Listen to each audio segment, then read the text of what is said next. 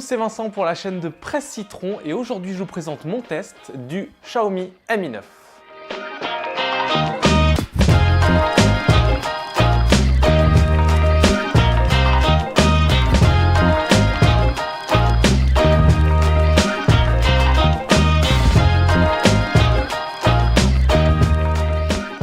Alors si vous suivez déjà la chaîne, vous le saviez, j'étais au MWC à Barcelone.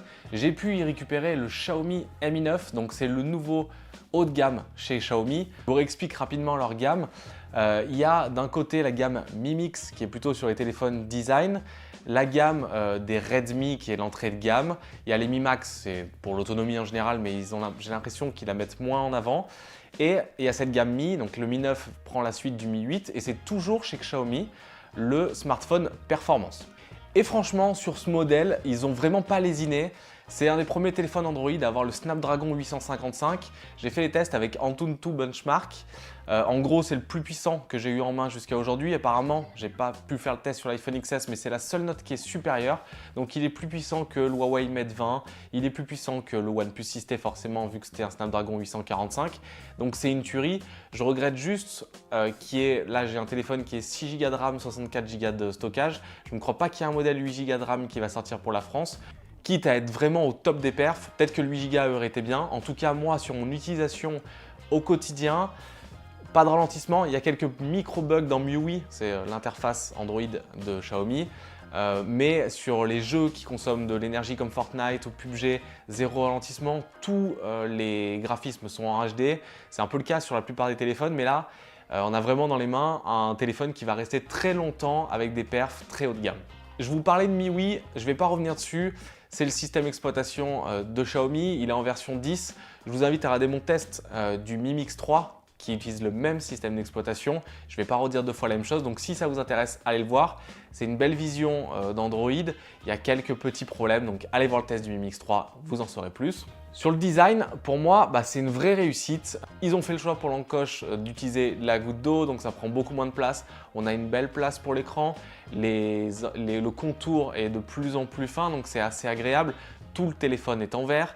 L'écran AMOLED rend super bien. La taille, on a l'habitude maintenant des téléphones qui sont grands, mais c'est vraiment un smartphone qui tient bien en main. Le dos est incurvé, donc il glisse moins par exemple que le Mate 20 Pro. Qui est incurvé aussi au dos mais qui est beaucoup plus glissant. Et pour moi, c'est une vraie réussite ce petit Mi 9. Il manque un port jack, c'est un peu dommage. La recharge c'est USB-C. Il manque aussi les haut-parleurs stéréo. Mais c'est un smartphone qui a moins de 500 €. Il faut bien qu'il ait un petit peu de défaut parce que sinon les flagships n'auront plus rien pour eux parce qu'ils sont 2 fois plus chers. S'il manque pas un peu de trucs sur ce Mi 9, il va tout cartonner. La grande nouveauté, c'est au niveau des capteurs photo. Alors vous le voyez là, il y a un petit effet néon. Je trouve ça... Voilà, vous me direz ce que vous en pensez, je ne sais pas si c'est très utile, mais en tout cas, il y a un triple capteur avec l'arrivée, comme sur le Honor View 20, d'un capteur de 48 mégapixels. Donc, j'ai fait plein de photos à Barcelone, j'ai fait plein de photos à Lyon. Ce que j'ai pu en voir, c'est il fait des très bons clichés, le 48 mégapixels est bien utilisé. Le fait d'avoir un grand angle, c'est aussi très intéressant. Vous pouvez voir là, j'ai un cliché grand angle, 48 mégapixels et au zoom, donc on peut faire vraiment des photos différentes. C'est assez intéressant d'avoir ça dans la poche. C'est aussi beaucoup amélioré en vidéo. Cependant, il y a toujours un espèce de lissage chez Xiaomi. Ce n'est pas le cas quand on est en mode 48 mégapixels, mais quand même. Et autre léger défaut, le mode nuit est moins performant que par exemple le Pixel 3 ou le Mate 20 Pro. Mais comme je disais tout à l'heure, c'est des téléphones qui sont bien plus chers et ils s'en sortent très bien. Et en gros, c'est très difficile de rater des clichés avec ce Mi 9 et il s'en sort vraiment très bien sur la partie photo. Il s'en sort mieux forcément que le Mi Mix 3 vu qu'il a un capteur supplémentaire et plus de mégapixels. Mon gros point d'interrogation, c'était l'autonomie. Il y a une batterie de 3300 mAh. Alors comment il va tenir avec ce grand écran, etc. Il tient bien. Il tient largement la journée, même en utilisation intensive. Mais moi, il y a un truc qui m'a vraiment convaincu dans ce Mi 9, c'est la charge sans fil. Donc j'ai pu récupérer aussi le chargeur sans fil avec le bloc correspondant. C'est une charge sans fil de 20 watts. J'ai pu recharger plus de 65% du téléphone en 30 minutes et à peu près en 1h30, un peu moins, faire la recharge complète. Donc je le branche même plus en filaire.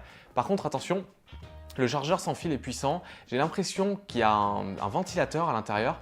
Donc pas forcément une bonne idée de le mettre à côté du lit parce qu'au fur et à mesure qu'il charge, il va parfois souffler. Donc moi, c'est un truc que j'ai mis dans mon salon et je le pose dessus. Il se recharge super vite et j'ai même plus à brancher le câble. Mais qui utilise des câbles en 2019 en vrai? De toute façon, il n'y a même plus de port jack. C'est trop triste. Autre nouveauté de Ce Mi 9, c'est qu'il a un capteur d'empreinte sous l'écran. Donc vous avez maintenant l'habitude depuis le 6T, je vous montre ça.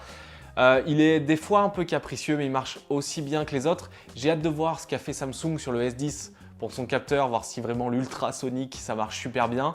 En tout cas, là, ils sont dans les standards. C'est aussi performant que le Mate 20 Pro, c'est aussi performant que le OnePlus 6T. On peut aussi faire de la reconnaissance avec le visage. Moi, j'utilise le capteur d'empreinte sous l'écran et c'est plutôt une bonne chose. Ça me donne un dos qui est complètement vide à part les capteurs et qui est aussi vachement, ça fait partie du design, mais soumis aux traces de doigts.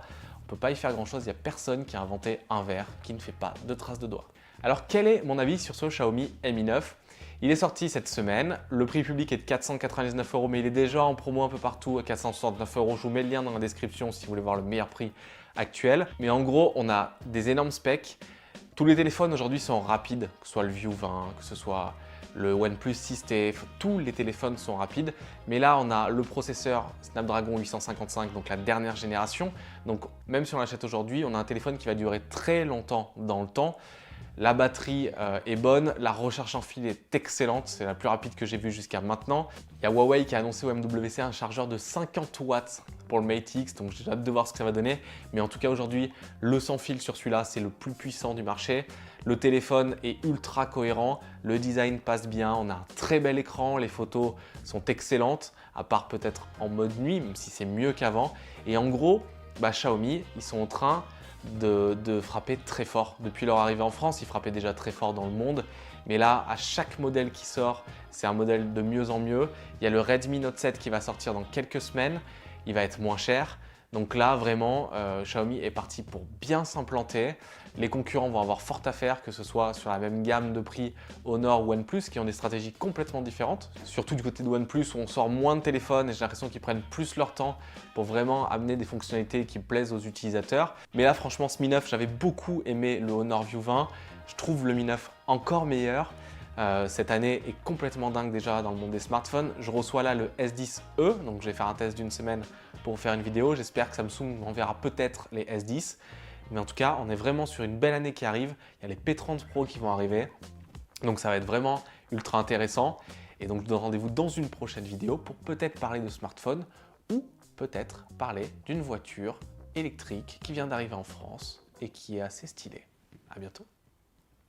Wow, wow, wow, wow. Si vous avez aimé la vidéo, pouce bleu, abonnement pour rien rater dans le futur. À bientôt.